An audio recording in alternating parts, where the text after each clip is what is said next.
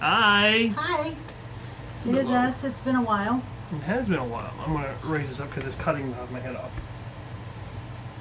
There we go. Hi. I have a top of a head. Okay. Oh, goodness. It has been a while, like It's you been were about saying. a month. We've been busy. And lazy. We've just more been lazy than busy. I like lazy. I don't like saying lazy, though. Lazy. Yeah, we've been lazy, not really so much busy. So it has been a month. We're back at work. Yes. First few weeks are always an adjustment. Back at work, new kids, new schedules. New classroom. Yes. So always an interesting time. Yes. I keep saying yes. So this week I wanted to say something maybe for the people who watch these videos who are the spouses or parents or friends of the transgender individual. And that is this, and it's something, I guess, to give background on what I'm going to say.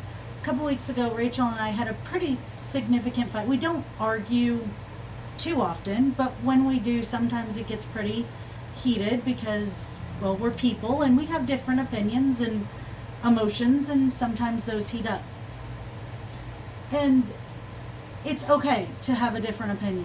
I think there's a perception, or at least for me, that if your spouse is trans, you have to kind of always agree or whatever, or you're not supportive. And I'm not here to tell you that's not true. You're still a person. And you're going to have those different opinions, and that's okay. You're just staring at me. I think that as long as you're being open and honest about your differences, I'll use us for an example. Okay. I am of the opinion that stuff like breast augmentation, FFS, are completely viable and completely okay, and those are avenues. If a trans woman wants to go through, the trans woman or man wants to go through those, they can, and it's not a big deal. And it's not that I don't think that they're okay or viable.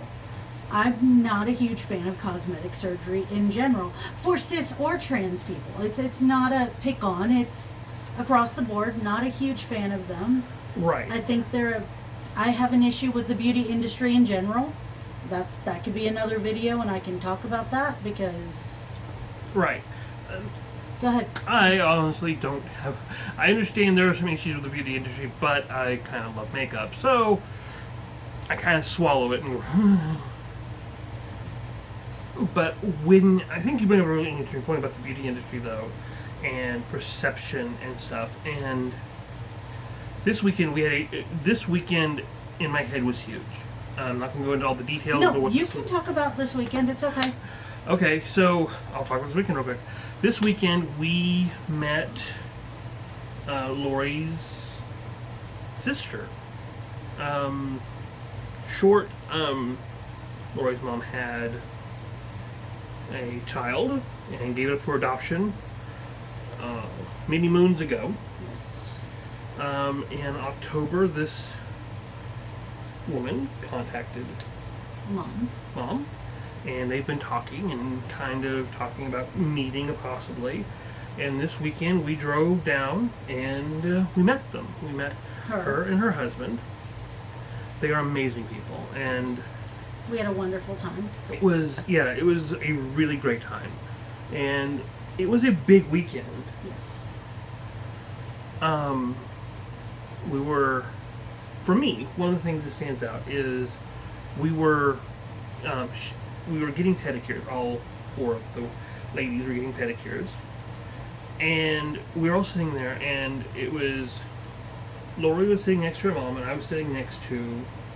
You can say her name. It's okay. Paula. And we're sitting there talking, and she goes, here, and she takes a selfie of us. That's okay. And she goes, no filters. You don't need them. And yes, I use filters from time to time. If those who are asking, no, there are no filters on this video. No. And she she's like, you don't need them. You're beautiful. And and it was one of those things that she wasn't just saying it. I could tell she was absolutely 100% sincere, not severe. And she's telling the truth, guys. So it made me very, very cognizant at that point of how much you let those outside influences hit you. And one of those outside influences, bringing it back to where we were, is the beauty industry. And I want you guys to understand, I am not anti people wearing makeup, and I'm not judging anybody who does. I'm not saying that people who do are anything bad. I have an issue with the beauty industry. I have an issue with the way it's been portrayed in my life, the way people respond differently to me when I wear makeup. It's almost this perception that, in my eyes, in the way I perceived it, that you have to have it to be beautiful, and if you don't have it, you're not. And I don't think it's ever meant to be taken that way, but it's, I go back to when Rachel and I met. I was plain. I mean, that was the definition. And I don't think she ever meant it as an insult, but it was. This is me, this is what you get, what you see is what you get. I don't do the makeup thing. And I think sometimes there is judgment there because women traditionally are supposed to. But at the same time, women who go all out every single day, they're seen as extra, or they're high maintenance, or they throw out words. So that there is no happy medium. I don't think. I think that you're either super plain, or if you wear just slightly too much, maybe there is a little tiny sliver in there. Yeah, there's kind of that middle. There's a tiniest of slivers that that's perfect. But I'm telling you, if you love makeup and you love highlighting and powdering, do it. Go for it. I mean, but if you don't want to wear makeup and you can rock that and you feel confident in that, go for it. The fact is, what was the thing I was going to say? And this is a really important fact, is before I came out and it was really bombarded with what the beauty industry is and the, not so much beauty industry, but the things swirling around the satellites of we'll say, of the beauty industry. I didn't realize how bad it was. I didn't realize how almost choking it could be. That, you have to have this foundation and this famous person has makeup out, so you have to get it because it's better than this brand, and oh my goodness, and if you don't have this, then you're just really not really in the know, and so much of just, oh my goodness, this is it's suffocating. That's the word. Yes. It's suffocating at times. And for me, and this is my way I look at it, it is a really good idea for me to take a day or two every week and just step away from it. And just go, okay, what's really going on here and what do we need to do? There was a time a couple of years ago, we had a really big argument over makeup. Mm-hmm. And because I think we're both right on the case, because she was saying I was using it to, I'm forgetting the words here.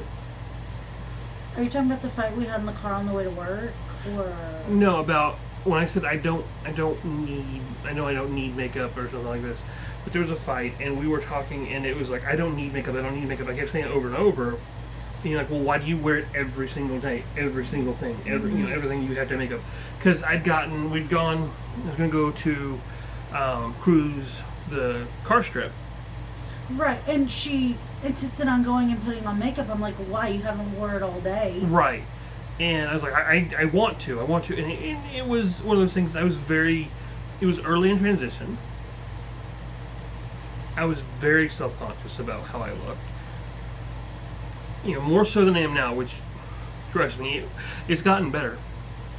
And I've come to the realization now that I was absolutely using makeup at that point as a crutch to make myself feel better than, because it was early on transition. I don't know if I'd started HRT or not yet. You had. It was very early though. Right. HRT. So, the effects were just starting to come out. The physical effects. Mental effects, those took pretty quick. And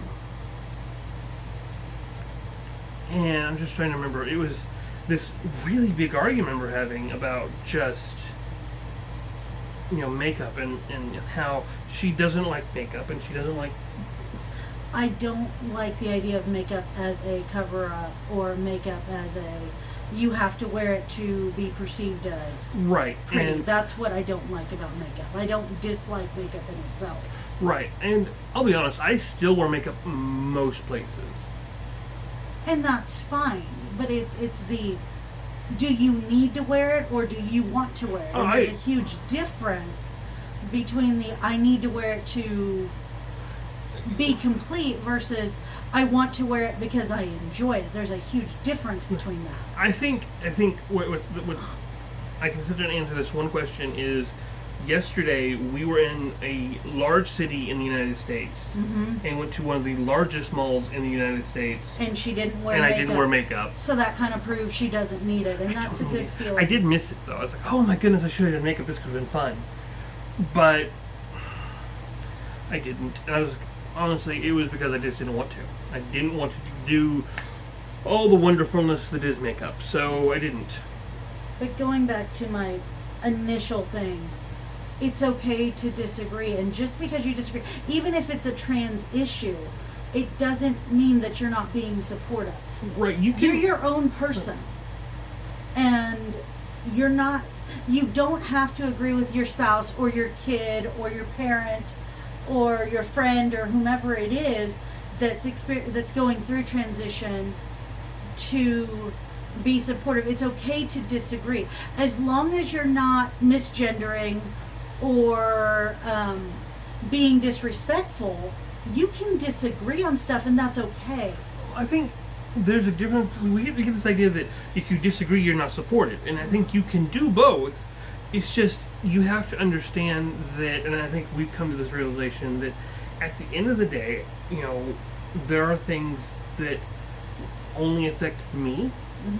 And if I say, hey, I'm going to get my ears pierced again, which is something we have talked about, and Lori goes, I don't think she gets your ears pierced again. I don't think it's a good idea, and I go and do that. Let me back up before y'all judge me. When she got her ears pierced the first time, they got infected, like severely infected. Yes. So there is a backstory as to why I don't think it's a good idea. Right. I'm not trying to throw her under the bus. That wasn't what I was trying to do. But at the end of the day, I'm the one who has to take all that risk into consideration and move forward with that. Now, if I come in the next day and I have holes in, an extra set of holes in, she's going to get a little frustrated. I'm going to roll my eyes. Yes, I'm going, oh my goodness. But at the same time, she can still be supportive, even though she doesn't agree with it. She can still go, I love you, honey, and Rachel. I think this is a stupid decision, and you better keep them clean because they don't want to go to the hospital with ear infections again. I didn't go to the hospital. You didn't go to the hospital, but they were bad. Okay. They were really bad. Quick story. I pierced my ears in college, and I went to the wonderful piercing lab of Walmart.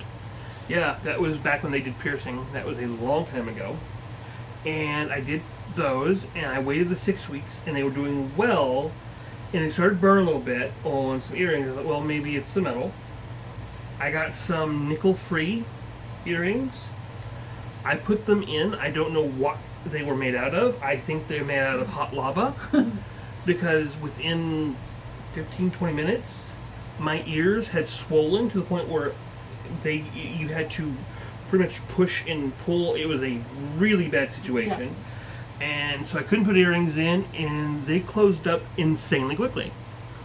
And then she got them pierced again, and they still got infected the second time. Right, they got pierced again, and they got infected again.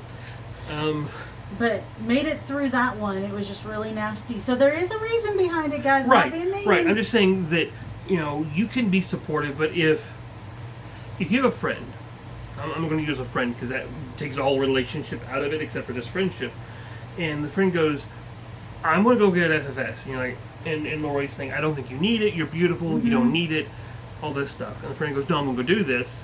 Now, I almost said a bad word, I'm sorry, I thought a bad word. The not good thing to do would be, oh my goodness, you're horrible, how dare you, and just condemn them for their choice. Right. The other thing is, the other thing side is, I really don't think you need it, you're beautiful, but as they're recovering, you can still be there for them. Right, and you're not... You can give them a hard time. It's perfectly okay. Yeah, when they go, oh my goodness, my face hurts, you go, I told you not to do it. Right. One of the things when I was healing, and she was completely behind my I was surgery. completely behind her surgery. There was a day I was pushing myself, and I was pushing myself really hard. And she had said something about, calm down. You need to slow down. You're doing too much. And she's stubborn, guys. Very stubborn. I'm insanely stubborn. And we got in an argument. It's something stupid. I don't even remember what it was about. And I was like, no, and I went to do something, and it felt like someone was all of a sudden just punching me in my lower abdomen as hard as they possibly can, over and over and over, to the point where I fell down. I was on the ground, curled up in a little ball, she can vouch for this, screaming in pain, because I way overdid it. Swelling, oh my goodness, the swelling. I love her, but yes, I gave her a hard time. Oh yeah, she's like, you did this to yourself, and I'm like, I know. As I'm helping her and putting ice packs. Oh goodness, I had 3 ice packs.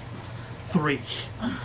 Just covered in ice is what it was. But she was still, I pushed myself, and she was like, hey, slow down. But at the end of the day, she was still supportive about everything. I think we've gotten sidetracked on everything. Yes. But so it's okay. Just do it all in love. I mean, I know, again, focusing on, the partners, the person not transitioning. I know it's a transition for you too. yeah, I think it is. I don't like saying that because the person not physically transitioning, I guess, in this case, you're still a person, and your ideas and opinions are still valuable, even if they don't agree with the other person's. Mm-hmm. And it's okay to have them, and it's okay to express them. And yeah, arguments are going to happen with that sometimes, because as any of you know that's gone through it, the person transitioning physically is an emotional wreck. They're a physical wreck. There's so much that goes on, and sometimes emotions boil over. Just remember to be patient and kind and loving. And I don't really want to use the word wreck. I mean, excuse me. She started crying at commercials, guys. Commercials. That's okay. I do that all the time, but... What? They're sad or happy, and I have emotions. It's completely okay.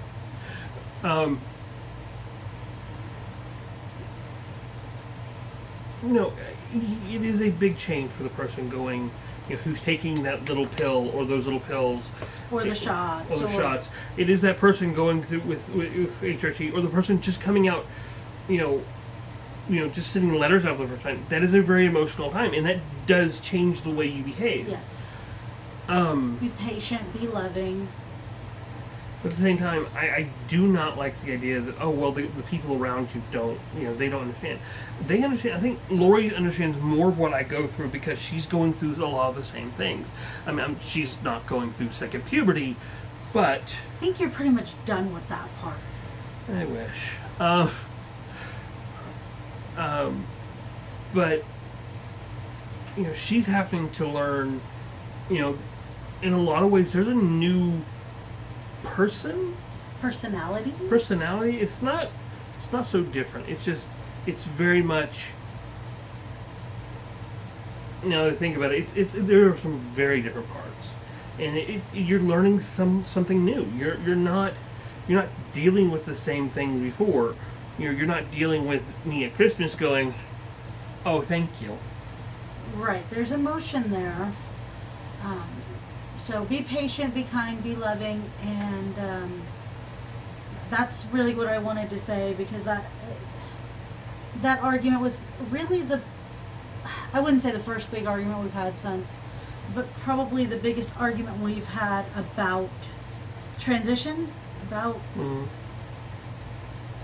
It was a big time. It was a big thing, and there were some big things said, sorrowful things said on both sides, Yeah. and I feel horrible for Me what too. I said. And Oh, I love you. I love you too. So, Yeah. questions, comments, please, guys. Mm-hmm. Give us something to talk about, or we're just gonna keep making up stuff like this. Randomness. Random. Maybe we should start doing like videos of weird experiments. No, we're No? not. We're not a science channel. We love you guys. Thanks for sticking with us through all this, Yeah. and we will really, really try to get a video out Saturday. As far as I know, we have no plans for Saturday, so we will really try to get a video out Right. Saturday and get back on track with the ones. 2 a week. videos in 1 week. Yep. Okay, so I want to institute a new thing. I'm going to say a random fact about Lori, and she can say a random fact about me, and then we'll close the show. Okay. Surprise! I didn't know this was happening. Okay, random fact about Lori. Lori hates lipstick stains on her cheek. Yes. That's okay. Okay. See, you put me on the spot I in all my did. videos. You're going to tell a random fact Okay. about Rachel. Okay. Random fact about Rachel. Rachel likes to compare Oklahoma City and Tulsa every single opportunity she gets. Tulsa drivers do this, and Oklahoma City drivers do this. Tulsa buildings are this way, and Oklahoma City buildings are that way. It's annoying, guys. Annoying. And when we went to our big city this time, she started comparing the big city to Tulsa. I'm from Tulsa. It has a piece of my heart, and it always will. So that's a random fact, the comparing all the time. So, She's not wrong. alright guys, we love you, and we will see you hopefully Saturday. Bye. Bye.